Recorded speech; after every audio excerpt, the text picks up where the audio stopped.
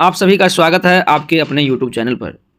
आज हम लोग बात करने वाले हैं फोटोसिंथेसिस के बारे में, जिसको आप प्रकाश संश्लेषण भी कह सकते हैं, जिसका हिंदी रूपांतरण प्रकाश संश्लेषण कहा जाता है, जिसको इंग्लिश में फोटोसिंथेसिस भी कहते हैं। आज इसी प्रकाश संश्लेषण के बारे में विस्तृत चर्चा करेंगे। यह सभी आगामी आने वाले परीक्षाओं के लिए अति महत्वपूर्ण है। जो हर परीक्षा में इस टॉपिक से कुछ न कुछ क्वेश्चन जरूर पूछे जाते हैं। तो आइए शुरुआत करते हैं इस टॉपिक का कि प्रकाश संश्लेषण होता क्या है। प्रकाश संश्लेषण में पौधे में भोजन निर्माण की प्रक्रिया को ही प्रकाश संश्लेषण कहा जाता है। प्रकाश संश्लेषण ना होता तो पौधे की भोजन के निर्माण की प्रक्रिया ना हो पाती। इस ब्रह्मांड में समस्त जीव एक दूसरे पर निर्भर करता है। यदि पौधे ना होते तो जीवन असंभव सा हो जाता, क्योंकि पौधे पर ही बहुत सारे जीव डिपेंडेंट हैं और पौधे के ही द्वारा वातावरण में ऑक्सीजन छोड़ा जाता है। यदि प्रकाश संश्लेषण की क्रिया ना होता तो पौधे वातावरण से कार्बन डाइऑक्साइड, सूर्य की प्रकाश ना ले पाता और न वातावरण को ऑक्सीजन दे पाता। तो इस तरह से देखें तो प्रकाश संश्लेषण की प्रक्रिया जीव निर्माण के लिए बहुत ही महत्वपूर्ण है।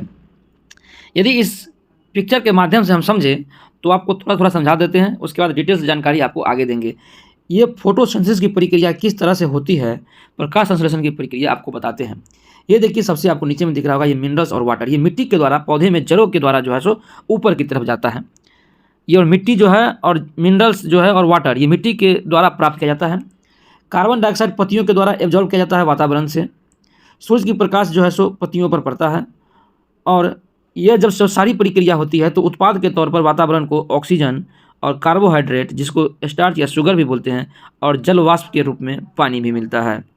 इतना इसका उत्पादन निकलता है। यदि एक तरह से देखें, इसको हम चित्र के माध्यम से यदि समझाएं तो किस तरह से प्रोसेस होता है। तो चलिए अब आगे बढ़ते हैं और देखते हैं कि इस प्रक्रिया को किस तरह से पूर्ण किया जाता है। यदि प्रकाश संश्लेषण की प्रक्रिया होती है, उसमें कुछ महत्वपूर्ण शब्दावली भी है, जिसको जान लेना बहुत ही महत्वपूर्ण है।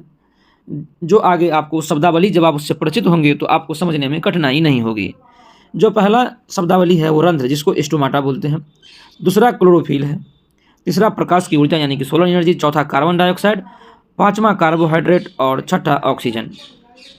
हम स्टोमाटा और क्लोरोफिल की चर्चा हम आगे करेंगे। सबसे पहले जान लीजिए कि प्रकाश की ऊर्जा क्या होता है।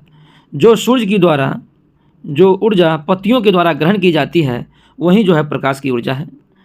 पत्तियों के द्वारा वातावरण से एक गैस का ग्रहण किया जाता है, जिसको CO2 यानी कि कार्बन डाइऑक्साइड बोलते हैं। यह वातावरण से प्राप्त किया जाता है।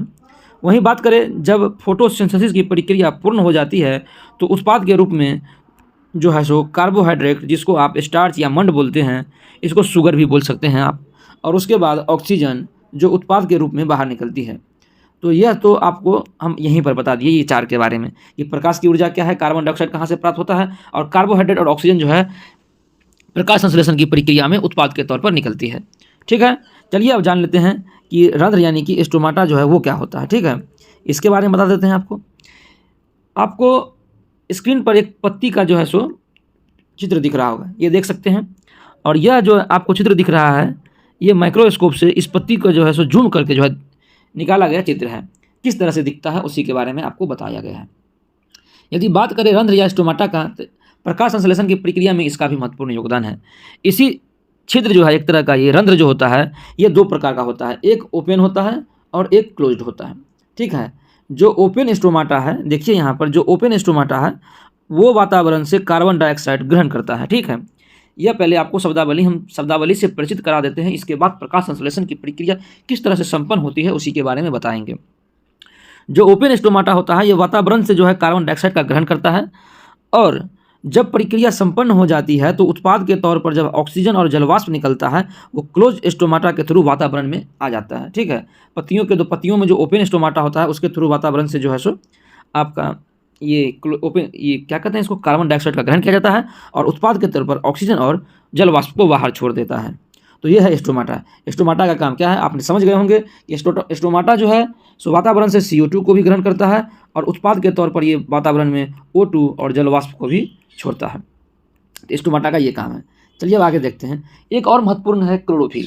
क्लोरोफिल का इस प्रकाश संश्लेषण में महत्वपूर्ण योगदान है। इस क्लोरोफिल का एक प्लांट सेल होता है। प्लांट सेल में ये आप समझ लीजिए कि ये प्लांट है, और प्लांट में आपको पता है कि कोई भी यदि प्रक्रिया, कोई भी पदार्थ इस पृथ्वी पर है वो सेल से ही बना हुआ है। छोटे छोटे सेल से मिलकर एक पूरी बॉडी का मतलब जो है सो तैयार होता है। यदि आप इसको आसान भाषा में समझें तो एक घर बनाने के लिए जिस तरह से एक एक ईंट जोड़कर बहुत सारे ईंट मिलकर एक घर का निर्माण कर देता है, उसी तरह एक एक सेल मिलकर जो है सो एक बहुत बड़े प्लांट, या आप बोल सकते हैं कि आप ह्यूमन बीइंग या कोई भी जानवर इस संसार में जो समस्त जीव है वो सेल से ही बना हुआ है।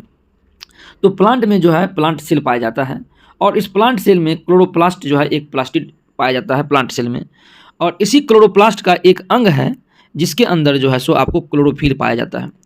ये क्लोरोफिल क्लोरोप्लास्ट के अंदर पाया जाता है, और ये क्लोरोफिल जो है पत्तियों पर मौजूद रहता है, और इसी क्लोरोफिल की मौजूदगी के कारण जो है सो प्रकाश संश्लेषण संभव हो पाता है।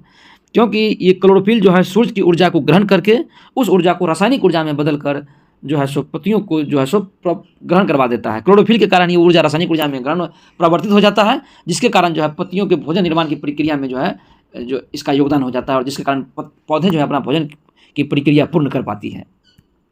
तो क्लोरोफिल आप समझ गए कि प्लांट सेल जो होता है, प्लांट सेल में क्लोरोप्लास्ट नाम का प्लास्टिड है, और यही जो है क्लोरोप्लास्ट के अंदर जो एक है क्लोरोफिल पाया जाता है, जिसके कारण ही फोटोसिंथेसिस संभव हो पाता है। तो चलिए अब आगे देखते हैं कि क्लोरोफिल क्या है। अब देख लीजिए, आप तो पहले बता दिए हैं कि क्लोरोफिल कोशिकाओं के क्लोरोप्लास्ट में पाए जाने वाला एक वर्णक है। इसको वर्णक को आप हम पिगमेंट भी बोलते हैं, ठीक है। ये पिगमेंट जो है, ये क्लोरोफिल जो है ये हरा रंग का होता है, ठीक है। ये हरा रंग का होता है क्लोरोफिल, और ये इसका काम क्या है कि ये सूर्य से प्रकाश को अवशोषित करता है और इसे रासायनिक रासायनिक ऊर्जा में बदल देता है।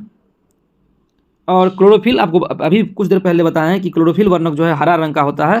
इसीलिए आप देखते होंगे कि पौधे में जो है सो पौधे की पत्तियां जो होती है वो आपको हरे कलर का दिखाई देता है।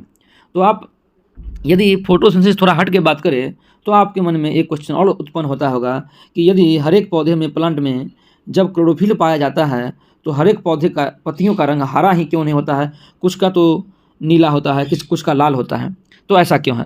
तो मैं आपको बता दूं कि जिस पौधे के पत्तियों का रंग लाल भी होता है उसमें भी क्लोरोफिल पाया जाता है, लेकिन उसमें एक ऐसा और वर्णक पाया जाता है जो हरा रंग को जो है सो बाहर नहीं आने देता है। उसका प्रभाव जो है हरा रंग से ज़्यादा होता है, जिसके कारण वह सिर्फ जो है रेड दिखाएगा, आपको लाल दिखाएगा, ठीक है।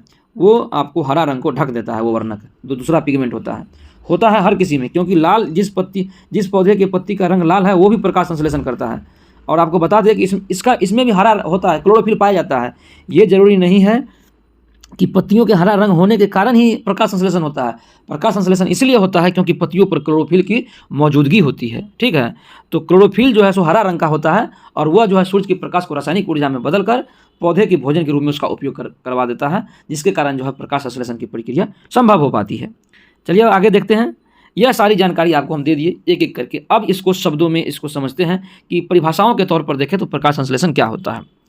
चलिए, यदि देखिए, आपको पहले भी बोल चुके हैं कि मृदा में जो है सो जल और खनिज जड़ के द्वारा जो है सो अवशोषित होता है, और पत्ती की सतह पर उपस्थित जो है सो सूक्ष्म रंध्र, आपको बोले हैं कि जो वो सूक्ष्म रंध्र होता है जिसको ओपन और क्लोज दो प्रकार का होता है, वो वायु में उपस्थित कार्बन डाइऑक्साइड उसी के द्वारा प्रवेश करता है पत्तियों में, ठीक है। और ये रंध्र द्वार जो कोशिका द्वारा घिरा होता है, इसी छिद्र को जो है सो यहाँ पे देखिए कि रंध्र कहा जाता है, यानी कि स्टोमाटा कहते हैं। ये जो है आपको इस प्रक्रिया में आपको दिख भी गया होगा कि मिट्टी से जो है पानी और खनिज पौधे में ऊपर की तरफ जाता है, वातावरण से कार्बन डाइऑक्साइड आता है, और सूर्य की प्रकाश को जो है सो पत्तियों पर उपस्थित क्लोरोफिल इसको रासायनिक ऊर्जा में परिवर्तित कर देता है। और यह सारी प्रक्रिया जब संपन्न होती है तो प्रकाश संश्लेषण की प्रक्रिया जो है सो स्वतः अपने आप जो है सो कंप्लीट हो जाती है।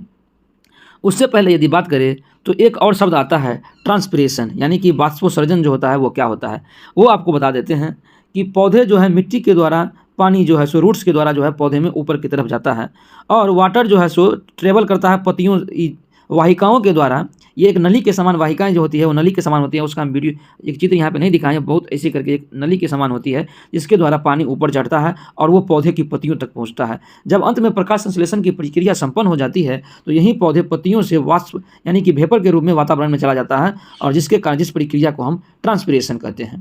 तो आशा करते हैं कि ट्रांसपिरेशन क्या होता है आप समझ गए होंगे। तो ये पत्तियों का में जो है एक हरा वर्णक अभी बता रहे हैं कि ये क्लोरोफिल जो पाया जाता है वो सूर्य की ऊर्जा को ग्रहण करता है, ठीक है। और इस ऊर्जा की उपयोग से जो है सो जल एवं कार्बन डाइऑक्साइड से खाद्य संश्लेषण सूर्य के प्रकाश की उपस्थिति में होता है, और सूर्य के प्रकाश की उपस्थिति के कारण ही इस सारी प्रक्रिया को प्रकाश संश्लेषण कहते हैं। तो आपको पता चल गया होगा कि प्रकाश संश्लेषण की प्रक्रिया जो है सो पौधे में किस तरह से होती है? मिट्टी से जल और खनिज लिया जाता है। उसके बाद यदि बात करें तो वातावरण से कार्बन डाइऑक्साइड और लाइट एनर्जी, जिसको रासायनिक ऊर्जा में क्लोरोफिल की मदद से बदल दिया जाता है, और इसके उत्पाद के रूप में क्या O2 आएगा, वाष्प के रूप में जल आएगा, और C6H12O6 यानी कि कार्बोहाइड्रेट जिसको शुगर बोलते हैं, उत्पाद के रूप में ये आएगा। तो चलिए आपको दिखाते हैं। ये देखिए कि कार्बन डाइऑक्साइड और जल जो है सूर्य की प्रकाश और ये पत्तियों पर मौजूद एक वर्णक, एक पिगमेंट क्लोरोफिल पाया जाता है, और प्रोडक्ट के रूप में कार्बोहाइड्रेट और ऑक्सीजन आता है, और जलवाष्प के रूप में आप बोल सकते हैं कि वाटर भी आता है। तो ये जो है इसका केमिकल रिएक्शन है कि किस तरह से जो है सो प्रकाश संश्लेषण की प्रक्रिया संभव हो पाती है। यदि प्रकाश संश्लेषण की प्रक्रिया, फिर से एक बार हम दोहरा दे रहे हैं कि यदि प्रकाश संश्लेषण की प्रक्रिया ना होती तो इस जीवन में जो है सो इस पृथ्वी पर जीवन संभव ही नहीं हो पाता, क्योंकि प्रकाश संश्लेषण की प्रक्रिया से ही पौधे जो है सो अपना भोजन प्राप्त कर पाता है, और पौधे जब भोजन प्राप्त कर पाता है इसी के कारण वह जीवित रह पाता है, और इसके जीवित रहने से जो है अनेक जीव जो पौधे पर निर्भर करते हैं वह जीवित रह पाते हैं, और दूसरे जीव जो उस जीव पर निर्भर करता है वह जीवित रह पाता है। इस तरह से यदि देखें तो प्रकाश संश्लेषण की प्रक्रिया जो है सो जीवन के लिए भी अति महत्वपूर्ण है।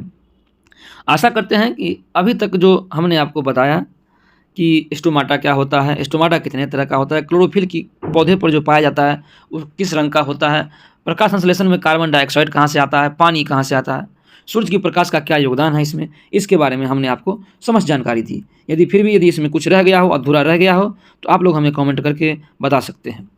यदि आपको वीडियो अच्छा लगा हो तो हमारे चैनल को जरूर सब्सक्राइब कर लीजिएगा, और बेल आइकन को भी प्रेस कर दीजिएगा, ताकि वो सभी जानकारी आपको मिल सके जो हम आपको समय समय पर उपलब्ध कराते रहेंगे। वीडियो को शेयर कीजिए, लाइक कीजिए और जाकर कमेंट कीजिए। धन्यवाद। जय हिंद, जय भारत।